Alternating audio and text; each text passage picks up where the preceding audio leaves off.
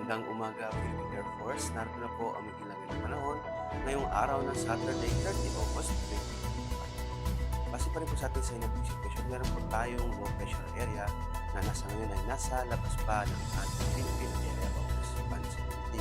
Ito ay nasa layo ng 1,165 kilometers east of northeastern Mindanao.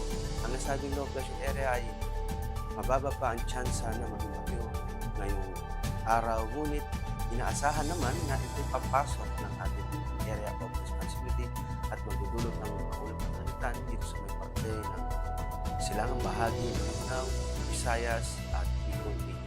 Samantala, southwest monsoon pa rin ang makakapekto sa may kanlurang bahagi ng southern Luzon, Visayas at Mindanao. At yung mga kumpul na kaulapan dito sa may parte ng Cagayan, Batanes at Ilocos Norte ay dulot yan ng trap ng tropical storm na nasa labas na ng ating Philippine area of responsibility. At para naman sa maging lagay at pagtaya ng panahon ngayong araw sa Luzon, makikita natin sa Cagayan, Batanes at Ilocos Norte dulot ng trap ng tropical storm na nasa labas ng ating Philippine area of responsibility ay maging maulap na kalangitan na may kalat-kalat na pagkakas. Sa Mimaropa ay makakaranas ng maulap na kalangitan na may kalat-kalat na ulan, kulog at kilat, dulot yan ng southwest monsoon. At sa Metro Manila sa labing bahagi ng Luzon ay maging bagyang maulap o sa maulap na papawirin na may pulong-pulong pag-ulan, kulog at kilat. Dulot nga ng trap at ng southwest monsoon ay makakaranas ng Visayas at Mindanao ng maulap na kalangitan na may kalat-kalat na ulan, kulog at kilat. Para naman sa magiging pagkaya sa tatlong araw sa Metro Manila, Cavite at Angeles, bukas hanggang sa Lunes sa mga kalasita ng ulap sa maulap na papawirin na may pulong-pulong pag-ulan. Pagdating ng Martes, magiging maulap na kalangitan na may kalat-kalat na pag-ulan.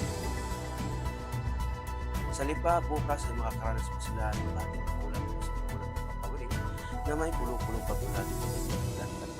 Sa Lunes hanggang sa Martes, magiging maulap na kalangitan na may kalat-kalat na pag-ulan, kulog at kidlat. Sa Puerto Princesa at Calayan ay magpapatuloy ang maulap na kalangitan na may kalat-kalat na pag-ulan, kulog at kidlat. Sa Lapu-Lapu, bukas hanggang sa Lunes ay makakaranas ng maulap na kalangitan na may kalat-kalat na pag-ulan, kulog at kidlat. Pagdating sa Martes, maging bahagyang maulap na sa maulap na papawirin na may pulong-pulong pag-ulan, kulog at kidlat. Ganun din sa Zamboanga.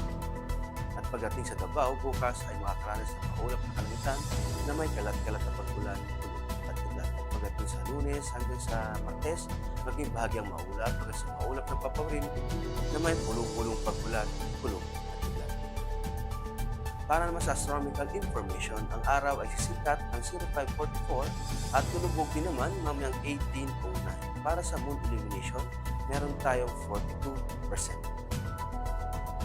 At para manatiling updated sa lagay at pagtayo ng panahon, i-follow lamang ang Air Force Weather Center sa mga social media accounts. Sa ngalan ng aming commanding officer na si Colonel Alvin Jan Chugador, PAP DSC, ako po si Technical Sergeant Benjamin Garcia, Weather Forecaster ng Air Force Weather Center. Maraming salamat.